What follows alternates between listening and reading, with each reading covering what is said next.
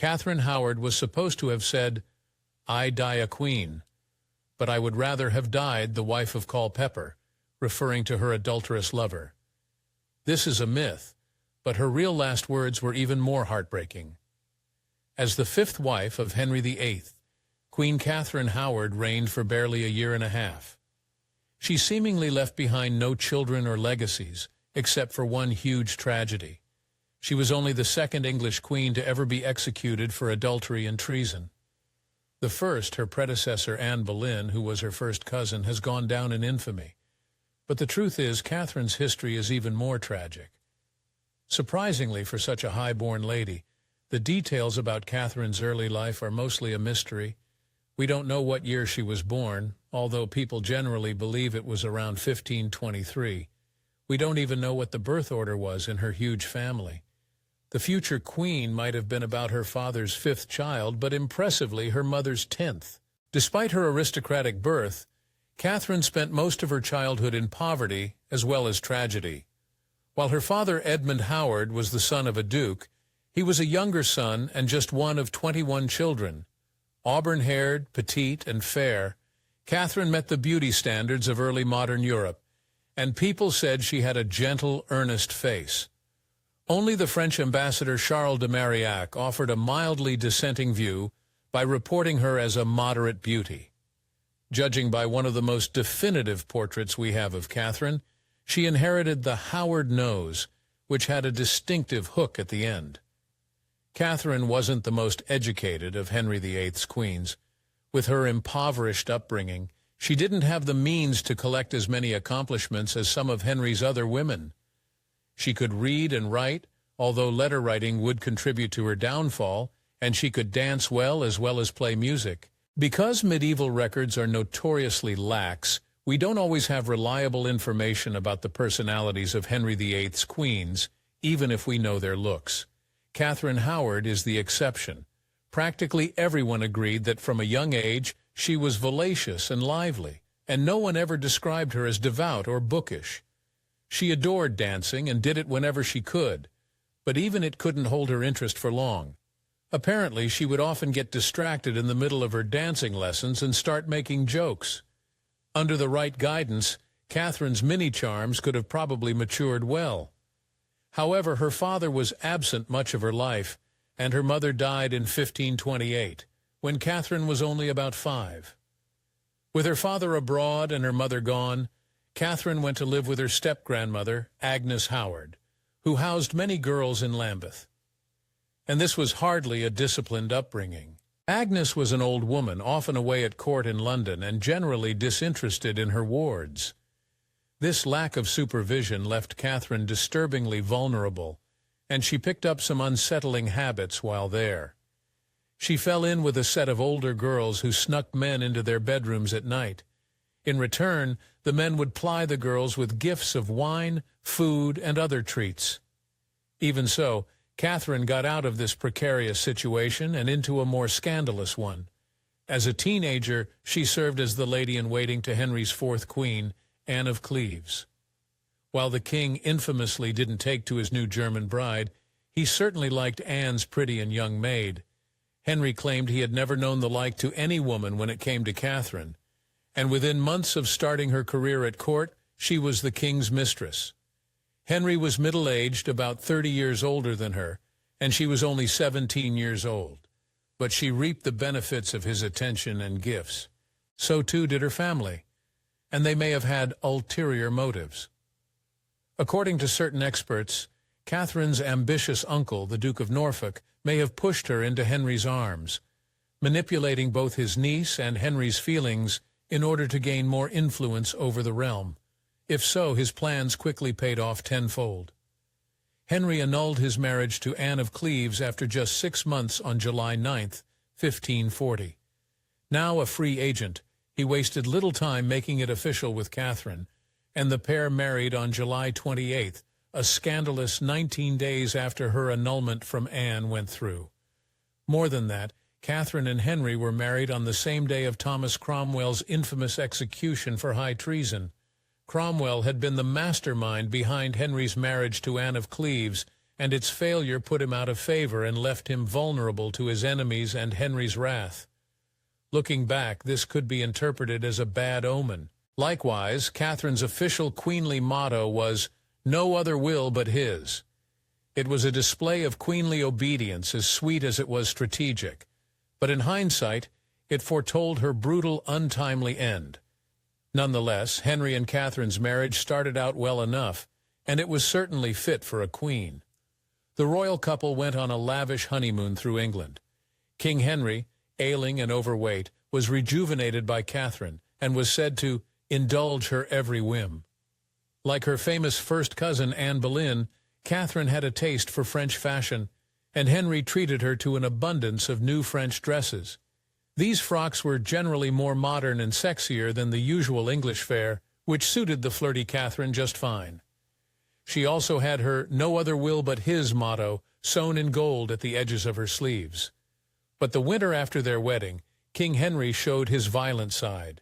By this time his legs were riddled with ulcers, and the agonizing pain made him ultimately depressed and furious. He was not an easy husband to be around, and his court wasn't much friendlier either. Catherine had an extremely tense relationship with her eldest stepchild, Mary Tudor, Henry's daughter, with Catherine of Aragon. After all, Catherine was up to 7 years younger than Mary herself, and Mary hadn't yet married while Catherine was Queen of England.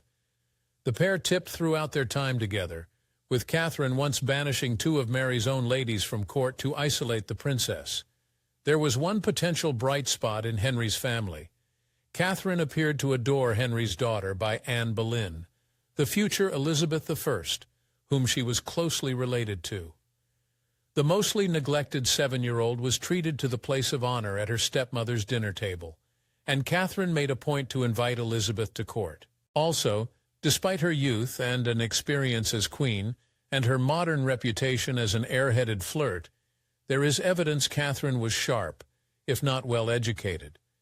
She was a key part in convincing King Henry to release the poet Sir Thomas Wyatt from jail. This actually wasn't the first time Wyatt had been captured. He was detained as a suspect during Anne Boleyn's trial, so the fact that Catherine managed to do it was a huge feat, and suggests she possessed some major political potential that was cut off too soon. But before Catherine could get comfortable with palace life, it all unraveled. It happened almost by accident, and it came from a figure she probably thought was buried deep in her past. A man named John Lascelles knew that his sister Mary had known Catherine in her Lambeth days, and asked her why she didn't petition the Queen for a position at court. Mary responded that she didn't approve of Catherine's light ways when she knew her, light meaning too flirtatious. John, his suspicions raised about his queen, turned around and reported this to the Archbishop of Canterbury, Thomas Cranmer. To say this opened a Pandora's box doesn't even come close. First and foremost, Cranmer was interested in reform, and since Catherine came from an old Catholic family, he felt the Queen would never help his cause. He was then motivated to bring about her downfall, and piece by piece over the next few months, he would do just that. When the Archbishop investigated the claims, Catherine's old friends from her step-grandmother's house began talking, and the revelations shocked the cleric. According to his sources, when she was just 13 years old, Catherine began a romance with a much older music teacher, Henry Mannix. Given that Catherine was barely into her teen years at the time, and Mannix was a 36-year-old man, most modern historians believe he took advantage of the young girl. Catherine herself would reflect that, "Being but a young girl, I suffered him at sundry times to handle and touch the secret parts of my body," though both of them claimed it was never consummated.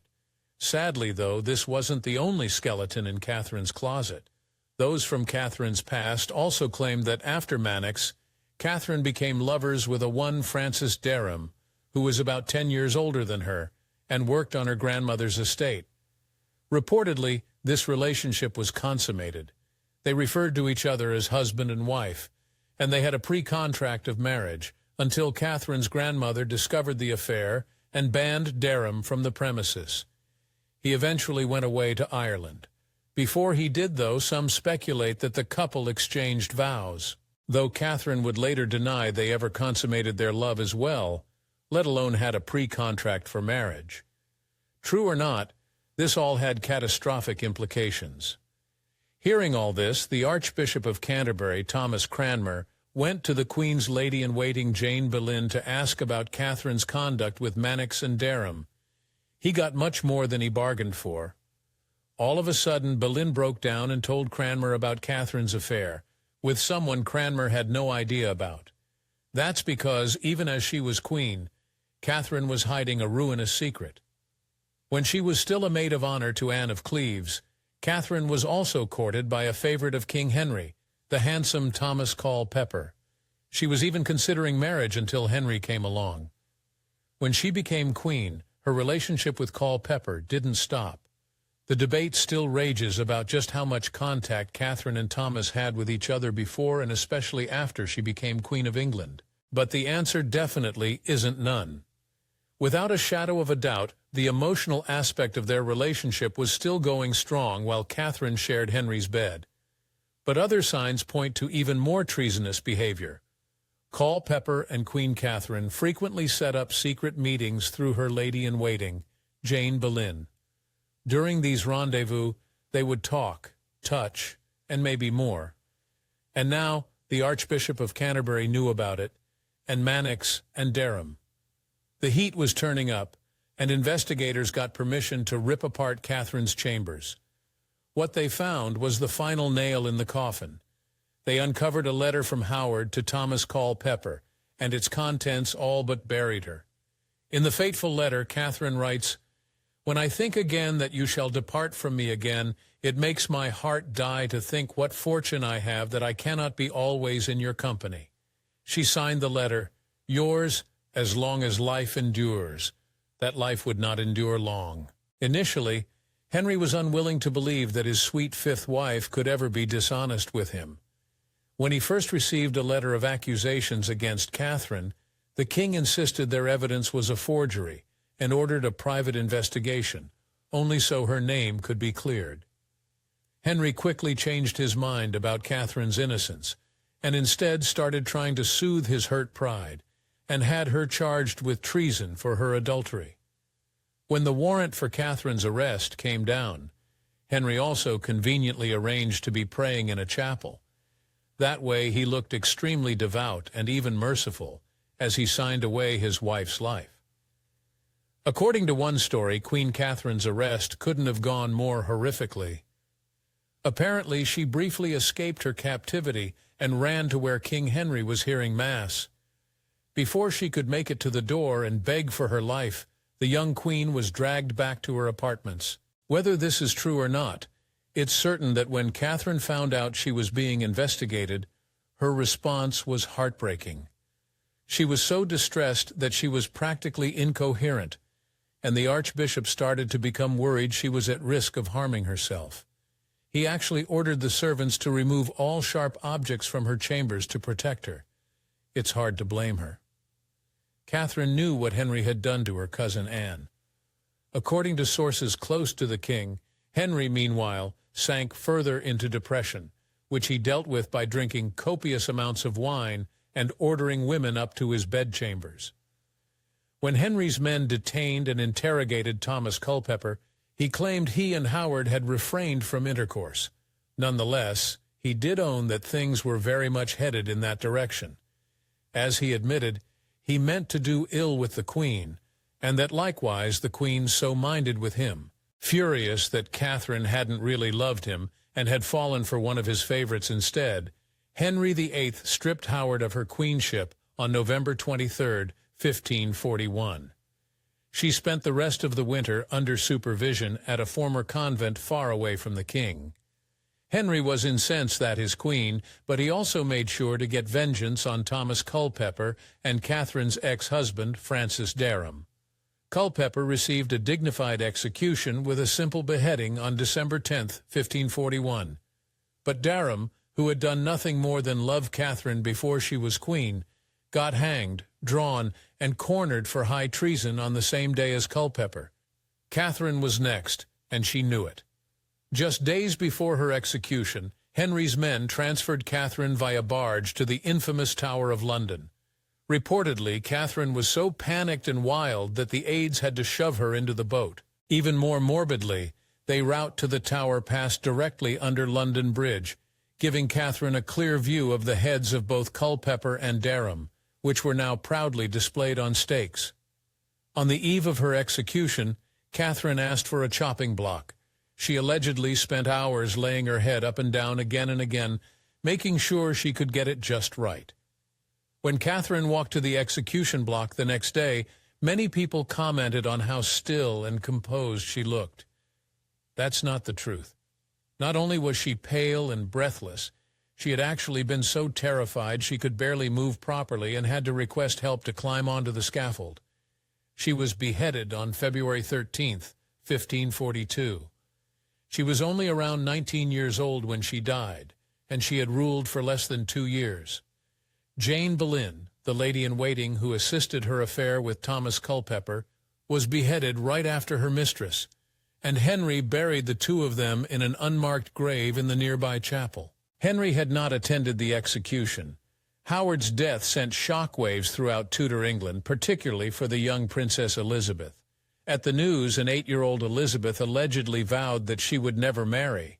After all, she'd already seen her mother go the same way. There were many reasons why the Virgin Queen never wed, but Catherine's execution does make for a good origin story. To this day, we have no definitive portrait of Catherine Howard, though experts are almost certain a portrait by Hans Holbein the Younger is of the doomed queen. That's because after Catherine's execution, people weren't so keen on keeping her in the king's memory. Even her own family removed their portrait of her from their home gallery. Some, though, say they see her elsewhere. The tale of Catherine's desperate escape and attempt to plead for her life while Henry was at Mass is one of the most famous ghost stories in royal history now. If you go to Hampton Court Palace, they say you can catch a glimpse of a screaming spectre in white rushing down the haunted gallery. That would be Catherine's ghost, trying and failing to save herself once more. Folklore says that Catherine's last words as she went to the block were, "I die a queen, but I would have rather died the wife of Culpeper." Historians think this is a myth, and that her real final words were deeply bittersweet. In truth, Howard was repentant, crying that she deserved to die 1,000 deaths for betraying a king who always treated her so graciously. Although there's another story behind those words, most nobles who got executed tended to apologize, even if they were innocent of their charges. Their words were sure to get back to the monarch, and they wanted to protect the surviving families involved, including members of their own family. So in apologizing profusely, Catherine Howard was actually committing a selfless act for her and Culpeper's relatives. In the end, Catherine Howard's life was far too short, and her history in the years since far too misunderstood. For centuries, Catherine's life and tragic end was seen as a cautionary tale for frivolous young women. It's time for a new story to be told about her. Thanks for watching History Expose. If you love uncovering the best stories in history, hit like and subscribe to keep exploring with us. Don't forget to visit our main page, Factornate, for more incredible facts about everything.